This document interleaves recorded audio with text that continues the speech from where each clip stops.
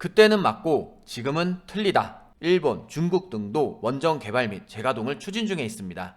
49,000원까지도 올라갈 힘을 갖고 있습니다. 그 핵심 부품에 들어가는 반도체의 수요와 관심도 계속해서 높아질 것입니다. 이런 상승 흐름이 계속 이어진다면 앞전 고점 라인인 29,000원까지도 올라갈 수 있겠습니다.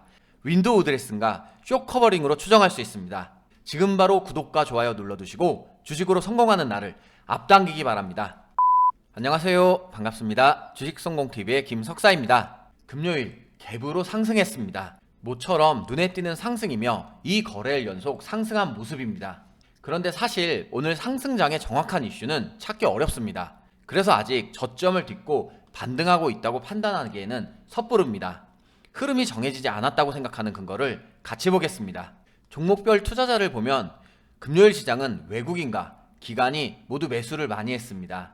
그래서 주식 초보분들은 오늘 증시가 많이 올랐구나 생각하고 끝날 수도 있습니다. 그런데 기관계 투자자를 좀 더 자세히 살펴보면 금융투자와 연기금 등이 많이 매수한 모습을 볼 수 있습니다. 그리고 또 한 가지, 금요일 시장이 11월 12일로 연말인 걸 알 수 있습니다. 즉 2021년이 2달 남은 것입니다. 이렇게 시기와 투자 주체를 살펴보면 자연스럽게 생각나는 단어가 있습니다. 알고 있는 분도 있을 것 같습니다. 맞습니다. 윈도우 드레싱과 쇼 커버링으로 추정할 수 있습니다. 주식 초보분들 중에서는 처음 듣거나 잘 모르시는 분도 있을 수 있습니다. 쉽고 간단하게 말씀드리면 윈도우 드레싱이란 연말을 앞두고 기관이 성과 관리를 위해 운용하는 것을 말합니다. 연말에 실적 보고를 하기 위해 갖고 있는 주식에 리밸런싱을 한다는 것으로 이해해도 가능하겠습니다. 쇼 커버링은 환매수, 즉 매도한 주식을 다시 사는 것을 말합니다. 그렇다면 오늘의 상승장이 이제 이해가 갈 것입니다. 그리고 바로 오늘 상승장에 안심하기에는, 좋아하기에는 불안하다는 생각이 들 것입니다. 여기까지 잘 따라왔다면 여러분들은 조금씩 주식 초보를 벗어나고 있는 것입니다. 따라서 월요일 캔들을 보고 증시의 흐름을 판단하는 것이 좋겠습니다. 그렇다고 너무 걱정만 할 필요는 없습니다. 일단 오늘 상승장을 잘 즐기고 좋은 성과를 많이 경험했었기를 바랍니다. 지금 보시는 차트는 사마 알루미늄입니다. 금요일은 알루미늄 관련주가 강세였습니다. 그 이유는 미국과 중국의 기후변화 공동선언 때문이었습니다. 국내 시장도 지금 보시는 것처럼 사마 알루미늄 같은 철강, 반도체, 2차전지 등이 관심을 받는 모습이었습니다. 그렇다면 다음으로 이어서 힘을 받은 섹터를 잘 보는 것이 당연히 좋겠습니다. 그래서 우리는 다음 스텝으로 미리 가보겠습니다. 이렇게 주도하는 이슈가 있을 때 관련주들이 영향을 받고 결과로 나타나는 것 눈으로 확인하고 있습니다. 그래서 항상 관심 종목을 잘 알고 정리해야 되는 것입니다. 이슈가 나올 때마다 바로 연관 있는 종목들이 떠오르기 시작했다면 주식으로 성공하는 날이 점점 가까워지는 것입니다. 오늘 영상은 여러분도 잘 아시는 것처럼 다음 주 관심 종목을 살펴보는 시간입니다. 지금 바로 구독과 좋아요 눌러두시고 주식으로 성공하는 날을 앞당기기 바랍니다. 이번 주에 국내 증시는 NFT, 메타버스 관련주들의 움직임이 좋았었죠. 그런데 미국 쪽 상황을 보면 필라델피아 반도체 지수가 지난 한 달간 약 15% 정도 상승했습니다. 그 이유는 확장현실 XR, 증강현실 AR, 가상현실 VR에 반도체가 많이 쓰일 것이라는 기대감 때문입니다. 메타버스가 주목받고 현실화될수록 점점 기기와 제품의 관심도 높아질 것입니다. 그렇다면 그 핵심 부품에 들어가는 반도체의 수요와 관심도 계속해서 높아질 것입니다. 이미 올해 반도체 수출도 좋았습니다. 공급난 속에서도 반도체 수출이 올해 10월까지 1,000억 달러를 넘어섰습니다. 전년 동기 대비 28% 증가한 수치입니다. 비대면 경제가 지속되면서 모바일, 서버 등에 사용되는 반도체 수요가 유지되었기 때문입니다. 이런 상황에서 미국과 중국의 기후변화 공동선언으로 반도체 업황이 영향을 받을 것으로 예상하고 있습니다. 이렇게 기후변화 관련 산업, 앞서 살펴봤던 메타버스 등 생활 전반에 반도체가 더욱 많이 필요해지고 있습니다. 시장이 계속해서 커져가기에, 즉 공급해야 할 시장이 더 넓어지고 있기에 앞으로 반도체 시장이 더 좋아질 것입니다. 그래서 첫 번째 섹터는 반도체 관련주를 살펴보겠습니다. 첫 번째 종목은 ISC입니다. ISC는 후공정 테스트 소켓 제품 생산을 영위하고 있으며 메모리, 시스템 반도체 테스트 소켓 제품을 공급하고 있습니다. 바로 ISC 주봉 차트 보겠습니다. 차트를 보면 작년 코로나 시대 이후로 계속해서 상승 추세를 유지해온 것을 확인할 수 있습니다. 올해 들어서는 계속해서 61선을 지지받으면서 조금씩이지만 우상향하는 모습입니다. 6월부터 거래량이 들어오면서 계속해서 상승하는 모습을 보여주었고 최고 3만원을 찍은 후 시장이 빠질 때 같이 빠진 모습을 보였지만 60일선을 찍고 다시 한번 추세를 바꿔 상승하는 모습을 보여주고 있습니다. 현재도 10월 이후로 계속해서 상승하는 모습을 보여주고 있으면서 이동 평균선들이 모이고 있어 에너지가 모이는 것으로 보일 수 있습니다. 이런 상승 흐름이 계속 이어진다면 앞전 고점 라인인 29,000원까지도 올라갈 수 있겠습니다. 하지만 월요일 시장이 빠지면 같이 조금 하락할 수 있다는 부분은 주의하며 접근하는 게 좋겠습니다. 다음으로 월덱스 보겠습니다. 월덱스는 반도체 애칭 공정에 사용되는 반도체용 실리콘 전극과 링을 제조 판매하는 전문 회사입니다. 월덱스 주봉 차트 보겠습니다. 차트를 보면 월덱스도 마찬가지로 작년 코로나 이후로 계속해서 상승하는 모습을 보여주고 있습니다. 올해 최고 31,600원을 기록한 후 하락했지만 10월 달에 60주선을 찍고 다시 한번 방향을 바꿔 상승한 모습입니다.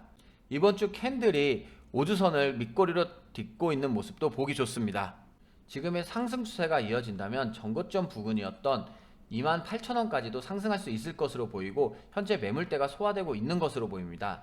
다만 월요일 시장에 따라서 이 종목도 마찬가지로 조금 힘이 빠질 수 있다는 점은 주의가 필요하겠습니다.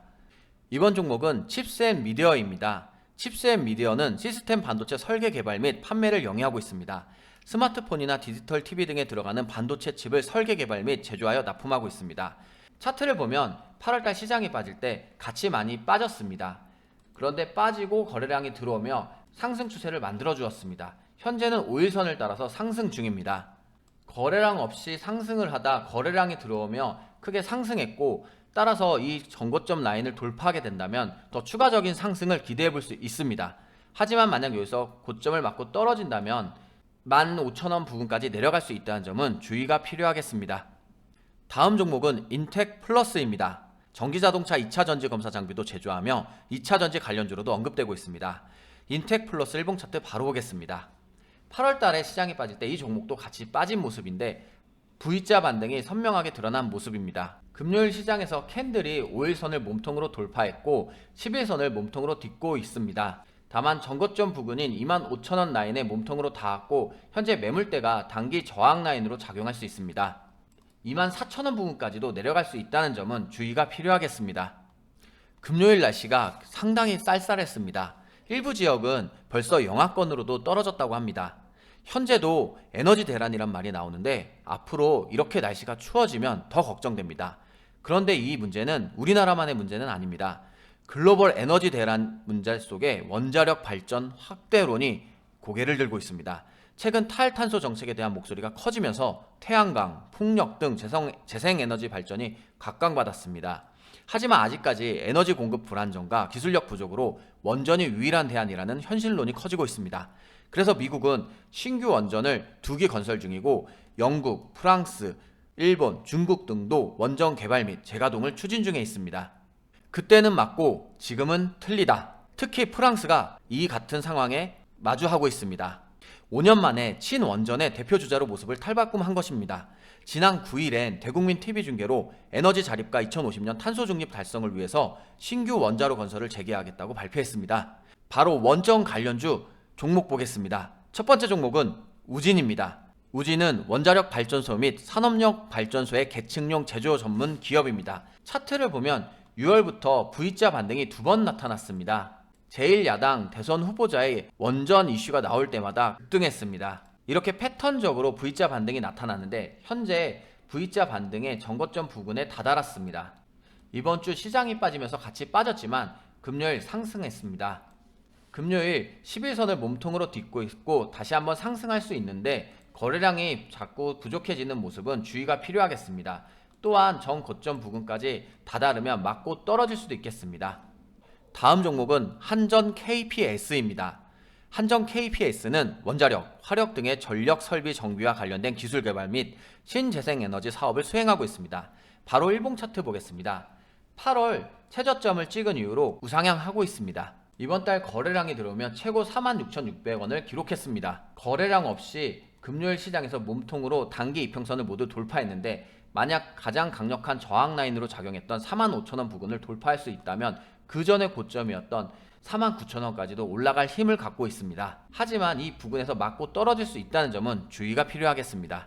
유럽이 에너지 문제로 힘겹습니다. 천연가스 가격이 급등하자 전력 업체들이 석탄을 다시 사용하고 있습니다. 탄소와 매연 배출이 심해서 탈탄소화 정책을 하자고 목소리를 높였는데 현실이 어렵자 다시 석탄을 찾고 있는 것입니다. KPF는 인도네시아 칼라만타라 섬에서 석탄 광산 개발에 대한 지분이 41% 보유하며 이런 문제로 주목받았습니다. 바로 KPF 보겠습니다. KPF는 구축물과 자동차 안전에 가장 필수적인 요소 부품을 생산하고 있습니다. 석탄 광산 개발 투자 사실이 알려지며 석탄 연료 관련주로도 엮여 있습니다. 올해 들어서 박스권으로 횡보했는데 금요일 캔들에서 5주선을 몸통으로 돌파했습니다. 또한 박스권 중간 부분에 있기 때문에 계속해서 상승 여력이 있습니다. 올해 3월 이후를 보면 정고점 라인인 51,000 부근까지 왔기 때문에 이 부근에 맞고 떨어질 수 있다는 점은 주의가 필요하겠습니다. 마지막 종목은 여러분에게 관심 종목을 소개하려고 찾다 차트를 보고 너무 자리가 좋아서 알려드리는 종목입니다. 따라서 잘 보시길 바랍니다. 마지막 종목은 대동전자입니다. 대동전자는 각종 전자제품 내장품, 외장품을 만들며 각종 제품의 디자인 및 설계도 하고 있습니다. 차트를 보면 올해 거래량이 많이 들어온 모습을 볼 수 있습니다. 4월 이후 상당히 오랫동안 하락을 했는데 최저 6,090원을 찍고 다시 한번 반등하는 모습입니다. 9월 다시 한번 하락했지만 현재 그 전 라인까지 캔들이 모두 올라왔습니다. 이제 전고점 라인을 뚫고 지지 라인으로 바꿔주려고 하는 모습입니다. 시장이 어려웠을 때도 계속해서 상승했고 거래량도 계속해서 증가하고 있습니다.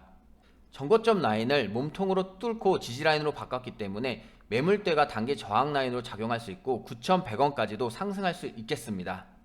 하지만 이슈를 받지 못한다면 다시 하락세가 시작될 수 있다는 점도 주의가 필요하겠습니다. 금요일은 상승장으로 더욱 기분 좋은 주말을 맞이할 수 있게 됐습니다. 모두 즐거운 하루를 보내고 영상을 보면서 실력도 꾸준히 키웠으면 좋겠습니다.